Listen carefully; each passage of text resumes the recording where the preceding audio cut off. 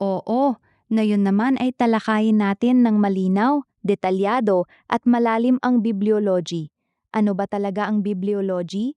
Bibliology ay ang sistematikong aral tungkol sa Biblia mismo. Ano ito? Paano ito naging salita ng Diyos? At bakit ito ang pinakamataas na otoridad sa buhay ng Kristiyano?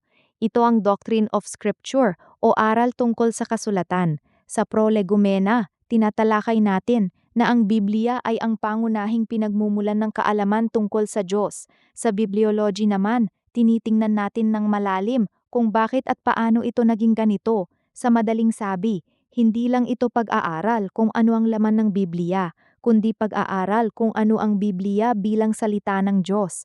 Mga pangunahing topic sa bibliology. Narito ang mga mahahalagang aspeto na karaniwang tinatalakay. 1. Revelation at inspiration.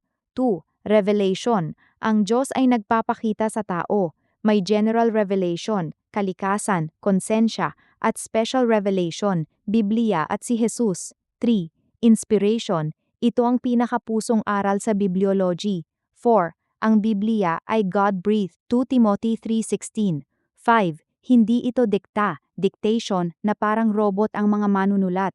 Sa halip, ito ay plenary verbal inspiration. 6. Plenary equals lahat ng bahagi ng Biblia ay inspired.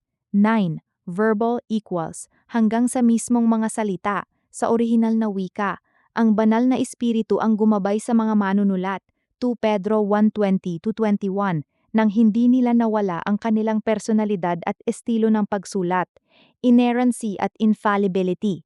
Inerrancy. Ang Biblia ay walang error sa lahat ng sinasabi nito, sa orihinal na mga manuskrito, sa lahat ng bagay na pinahahayag nito, historya, science, theology, etc. Infallibility. Hindi ito nagkakamali sa pagtuturo tungkol sa kaligtasan at pananampalataya. Mahalagang debate. May mga nagsasabi na limited inerrancy lamang, tama lang sa aral ng kaligtasan.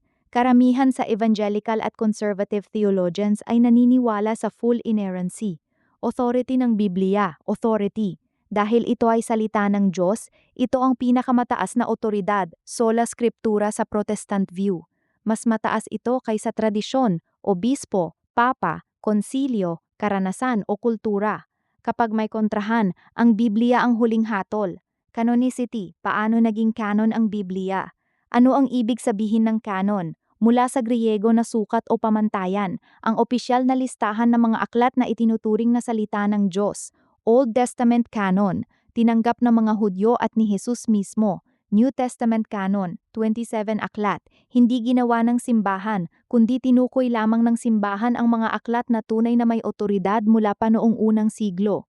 Mga pamantayan sa pagkilala ng canon. Apostolic origin, mula sa apostol o kanilang kasama. Orthodoxy, tugma sa aral ni Kristo. Catholicity, malawak na tinanggap ng simbahan. Inspiration, may kapangyarihan ng espiritu. Sufficiency, kasapatan ng Biblia. Ang Biblia ay sapat para sa kaligtasan at para sa buhay na Kristiyano. 2 Timoteo 3:16-17. Hindi kailangan dagdagan ng bagong revelation para maligtas o mabuhay ng banal. Clarity o perspicuity ng Biblia. Ang mga pangunahing aral ng kaligtasan ay malinaw at mauunawaan ng karaniwang mananampalataya sa tulong ng Espiritu Santo. Hindi ito nangangahulugang lahat ay madaling unawain, pero sapat ang liwanag nito para sa buhay. Transmission, preservation at translation. Transmission, paano na ipasa ang teksto mula sa orihinal hanggang ngayon. Textual criticism. Preservation, naniniwala ang marami na pinangalagaan ng Diyos ang kanyang salita. Translation, dahil ang orihinal ay Hebrew, Aramaic at Greek, kailangan isalin sa iba't ibang wika, hala Filipino. Ang magandang translation ay formal equivalence, mas literal, o dynamic equivalence, mas naiintindihan. Bakit napakahalaga ng bibliology?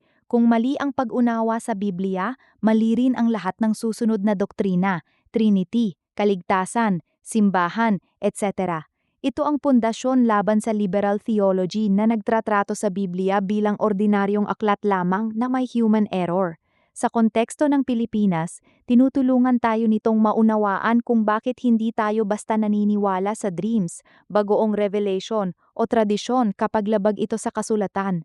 Iba't ibang pananaw. conservative evangelical reformed, full verbal plenary inspiration plus inerrancy, Catholic, inspired din ang Biblia, pero ang church magisterium ang may otoridad na mag-interpret nito. May dagdag na deuterocanonical books, apocrypha. Liberal, critical, ang Biblia ay naglalaman ng salita ng Diyos, pero hindi ito buong salita ng Diyos. May myth, legend, at error. Pentecostal, charismatic, mataas ang view sa Biblia, pero binibigyang diin din ang patuloy na gawain ng Espiritu, prophecy, etc. na dapat sumailalim pa rin sa Biblia. Sa madaling sabi, ang Biblia ay hindi ordinaryong aklat.